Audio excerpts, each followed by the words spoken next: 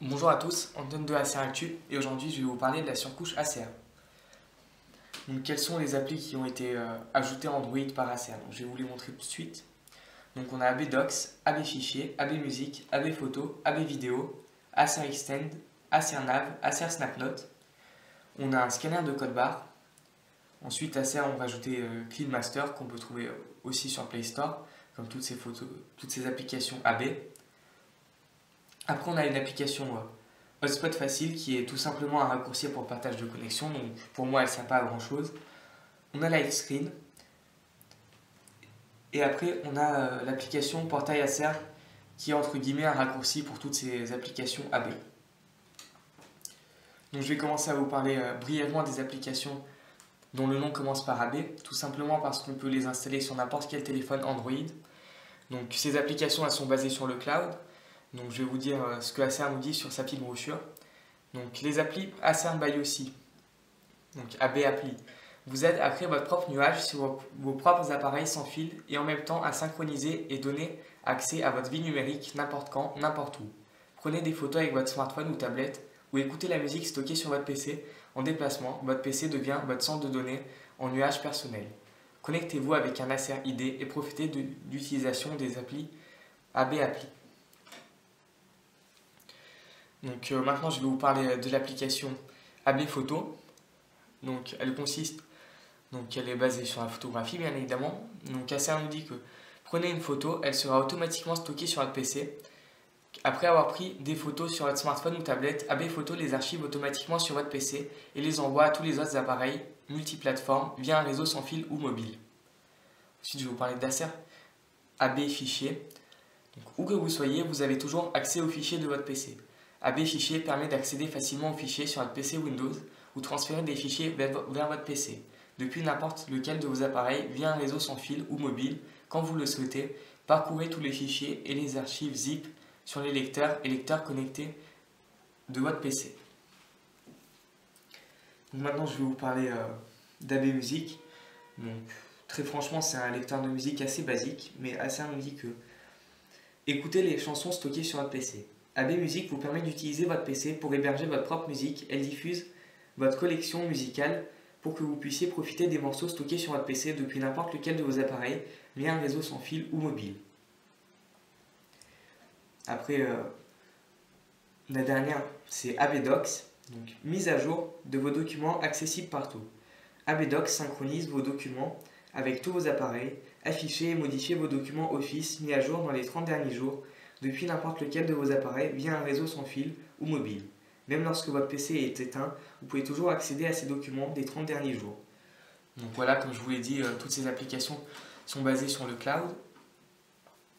Après, on a ACR Extend, donc cette application-là, que je ne vais pas pouvoir vous montrer tout de suite.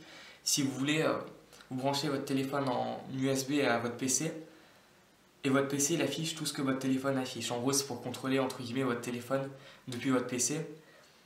Ça marche aussi en Wi-Fi. Donc voilà. Après, on a ACR Snapnote. C'est une application qui permet de prendre en photo une feuille de papier, un document. Et si vous voulez, ça fait le découpage tout autour. Donc ça fait presque comme un scan, ce qui est assez pas mal. Alors, après, on a l'appareil photo. Donc je vais vous le montrer parce qu'il y a beaucoup de choses dessus. Donc si vous voulez, il y a pas mal d'effets. Vous pouvez choisir le mode HDR, panorama, embellissement. En gros, ça fait une sorte de polissage de la peau. On a quelque chose qui s'appelle Best Shot. C'est pour faire la meilleure photo. Ça fait plusieurs photos et ça sélectionne la meilleure. Après, on a Magic Luminosité. Donc ça sert à améliorer la photo en basse luminosité. On a Smile Shutter. Après, on a MAV. Et présentation et photo vivante. Photo vivante, c'est quelque chose qui fait une image .gif, je suppose. Présentation et MAV, je pense que c'est quelque chose qui est inclus sur le logiciel ACR Snapnote.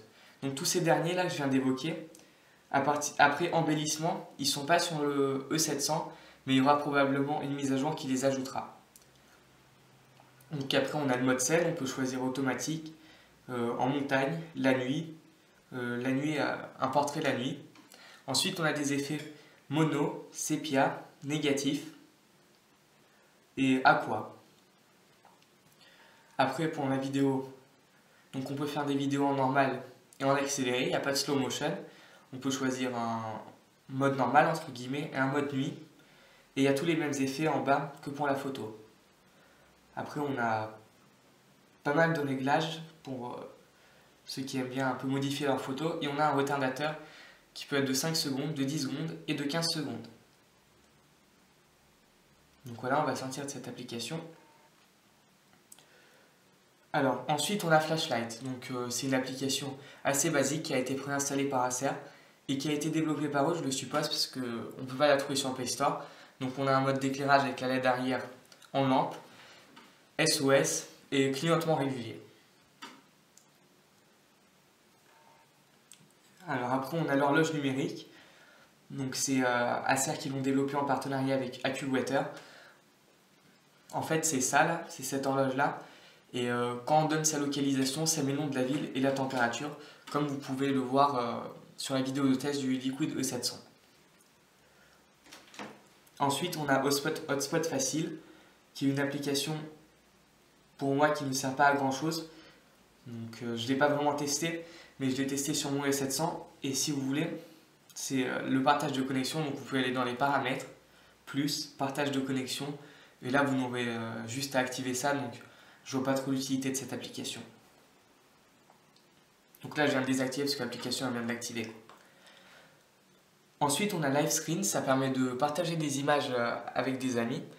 Donc cette application, pour moi, elle ne sert pas à grand chose. Il faut remplir son numéro de téléphone, il faut être connecté à Internet. Enfin, elle est un peu compliquée.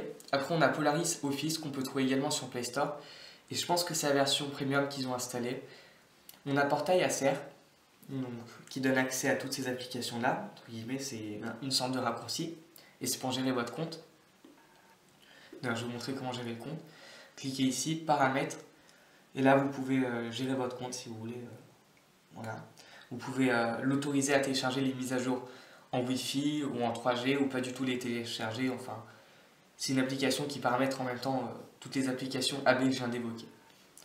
Donc après, je ne l'ai pas évoqué tout à l'heure, on a le mode rapide qui est tout simplement un mode qui peut bien servir quand on a les mains occupées ou si on n'est pas vraiment un adepte d'Android ou qu'on veut juste utiliser son téléphone comme téléphone, entre guillemets. Donc on a le mode de base qui consiste à mettre des contacts prédéfinis ici. Là on a un raccourci vers les messages. Voilà, donc là j'ai supprimé tous mes messages parce que voilà. Donc je vais en profiter pour montrer l'interface des messages. C'est une interface stock. Hein. Voilà, vous écrivez votre message, vous écrivez le nom de votre correspondant. Ensuite, avec le plus, là vous pouvez ajouter des images, des fichiers audio pour ce soit un MMS. Après, dans le clavier, par défaut, on a plein de smileys, différents petites icônes, voilà. Et les smileys classiques qui s'écrivent, entre guillemets, juste avec les caractères. Donc, ça, c'est compatible avec tout système, alors que les autres, je ne sais pas si c'est compatible avec iOS, mais avec si on envoie, par exemple, un smiley comme ça sur un téléphone basique, il ne va pas le reconnaître, quoi. Donc là, je vais le supprimer. Voilà, donc là, j'ai pas très bien compris à quoi ça sert, mais je pense que ça, c'est pour envoyer un message d'alerte ou quelque chose comme ça. Et ensuite, on a une roue pour les paramètres, donc pour y rentrer. Au début, quand on allume cette application, ça demande de définir un code. Je définis 4.0, comme ça, je m'embête pas, quoi. Et après, on peut avoir les numéros abrégés, les contacts, les alarmes, les profils audio, Bluetooth, luminosité, paramètres d'appel, date et heure, réinitialisation d'usine. Donc, je vois pas ce que ça fait dans ce mode-là, parce qu'a priori, pour ça, on passe par les paramètres normaux. La taille de la police, les modes de saisie, la langue. Donc là, on a le sélecteur de mode pour revenir en mode normal. On a les infos propriétaires, la sonnerie, le verrou de la carte SIM, l'allumage et l'extinction, le verrouillage, le délai de sommeil, enfin plein de paramètres qui seront disponibles dans tous les modes. Donc, le mode, entre guillemets, c'est, si vous voulez, c'est quelque chose de prédéfini avec plein d'icônes. Donc on a le mode senior, on a les messages, là on peut rajouter une petite application, on a la météo, on a une loupe, on a des contacts, on a une horloge. Ici, on peut mettre des contacts prédéfinis. Si on appuie sur le petit combiné, on peut, entre guillemets, taper un numéro de téléphone sans saisie prédictive avec une interface très simple. Hein. Voilà, après vous cliquez ici pour appeler. Ensuite, dans les paramètres, On a la même chose que dans le premier mode, ça c'est universel, donc du coup je vais vous montrer les autres modes parce que c'est pas très intéressant. Après on a le mode clavier. Bon, là on a les messages, on peut ouvrir du contenu multimédia, donc ici ça va nous proposer une multitude d'applications qui sont Play Music, Galerie, Radio FM, YouTube, Play Film. Là on peut mettre, là il y a toute la liste des applications en fait qui sont installées sur le téléphone si vous voulez. Ici on a les contacts, quelque chose de classique. On a les paramètres et là si on appuie sur les touches c'est pour composer un numéro de téléphone. Donc là je vais sortir de ce mode pour vous montrer les autres. Donc grossièrement c'est la même chose que dans les autres modes, hein, ces paramètres. Donc après on peut changer le mot de passe, on a le mode par défaut. A noter que par exemple si vous sélectionnez le mode senior, bien évidemment quand vous cliquez sur accueil, quand vous ouvrez une application ou quoi que ce soit, ça reviendra sur le mode senior, ça ne reviendra pas sur le launcher normal, ce qui est très bien fait. Donc du coup pour en sortir, donc, vous tapez le code en allant dans les paramètres. Et après vous allez dans sélecteur de mode et vous cliquez sur mode par défaut. C'est le mode que je préfère d'ailleurs parce que les autres c'est plus pour des gens qui sont pas vraiment qui n'ont pas eu de produits tactiles de dernière génération entre guillemets. Donc là je vais nettoyer tout ce que j'ai ouvert. Donc après la surcouche elle est ici. Bon là ça a bugué, ça n'a pas tout fermé. Donc là on a la liste des applications qui ont été ouvertes, qu'on peut fermer comme ça ou qu'on peut toutes fermer en appuyant sur supprimer tout, mais je vais les supprimer manuellement. Et ici on a différentes choses pour la surcouche. Donc ici on peut avoir d'autres boutons tactiles à l'écran, donc retour, accueil, application en cours, une barre de notification et verrouillage. Donc là, ces deux derniers, on peut les masquer comme ça, donc ça je vais fermer. Je vois pas trop l'intérêt quand on a des soft keys à l'écran, mais c'est toujours mieux que rien, quoi. Vaut mieux avoir quelque chose en plus que quelque chose en moins. Après, on a un logiciel pour prendre des notes. Donc vous faites comme ça, vous prenez des notes, vous pouvez dessiner. Et pour bouger sur l'image, vous faites comme ça, avec les deux doigts. Et ça sauvegarde la photo automatiquement dans la galerie. Après, on a un mini appareil photo, donc ça peut servir quand on est sur un navigateur web, on est en train de faire quelque chose et il faut prendre une photo rapidement. Ensuite, on a Maps. Mais en gros, c'est une sorte de mini navigateur web parce que vous voyez, là, je ne suis pas connecté à Internet et ça met que ça essaie d'aller sur maps.google.com. Ensuite, on a la calculatrice.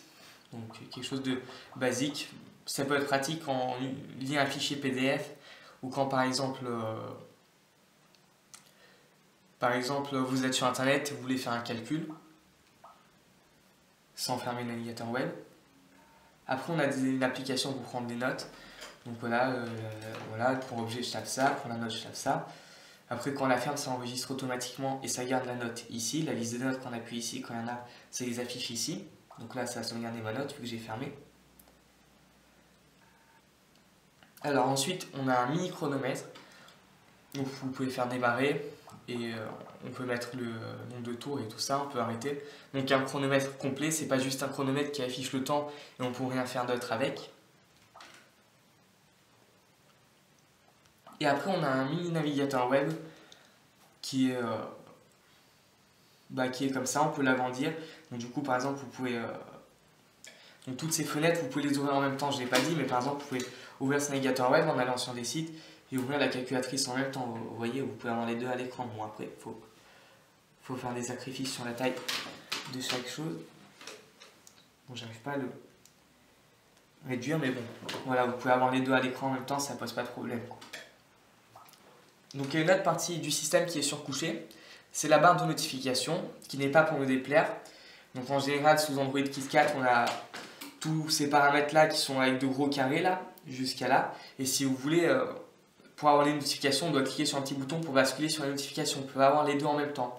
Alors que là on peut avoir les deux en même temps. Donc ici on a le Wi-Fi, on a le mode avion, la consommation de données internet, les paramètres, le Bluetooth et juste en dessous. Donc en cliquant sur la petite flèche on a le GPS, le float caller qui est tout simplement une sorte de fenêtre d'appel comme je vous ai montré pour la calculatrice ou le petit navigateur web. On peut gérer les alarmes, la luminosité, l'affichage sans fil, les profils audio, donc silencieux, extérieur, donc silencieux, vibreur et général. On peut activer et désactiver la rotation automatique. On peut cliquer ici pour la consommation de données. On peut activer l'hotspot Wi-Fi en mettant ce bouton, en appuyant sur ce bouton là. On peut activer également la lampe en appuyant ici, l'application que je vous ai montré dans cette vidéo. Donc ce qui est bien, c'est qu'on peut personnaliser si vous voulez. Par exemple, j'ai pas besoin d'avoir les paramètres ici. Donc à la place, j'ai besoin d'activer le GPS ou de le désactiver parce que j'utilise souvent. Donc là, vous pouvez le mettre à la place des paramètres. Et vous faites OK. Et après, ça se réaffiche avec le GPS à la place des paramètres, ce qui est pas mal. Ensuite, la dernière chose pour la surcouche Acer, essayez sur la plupart des téléphones Acer, mais il faut bien regarder qu'il soit certifié entre guillemets Acer rapide. Donc c'est un bouton à l'arrière qu'on peut personnaliser. Donc du coup, je vais aller dans les paramètres vu que je les ai enlevés. Les paramètres qui sont ici sinon. Donc voilà, on peut le configurer ici le bouton. Et en appuyant pas longtemps dessus, on peut ouvrir Play Music. Et donc l'application de son choix d'ailleurs. Donc voilà, vous avez tout ça. Et si le téléphone il est verrouillé, ça fait office de bouton power entre guillemets. Et en appuyant longtemps, normalement il doit ouvrir la caméra. Alors, donc maintenant je crois que j'ai fait le tour des applications qui ont été mises par Acer pour surcoucher ce téléphone. Et je vous dis à très bientôt pour d'autres vidéos. Si cette vidéo vous a plu, n'hésitez pas à mettre un pouce vert et à vous abonner à la chaîne. Et n'hésitez pas à nous rejoindre sur Facebook, Acer Actu.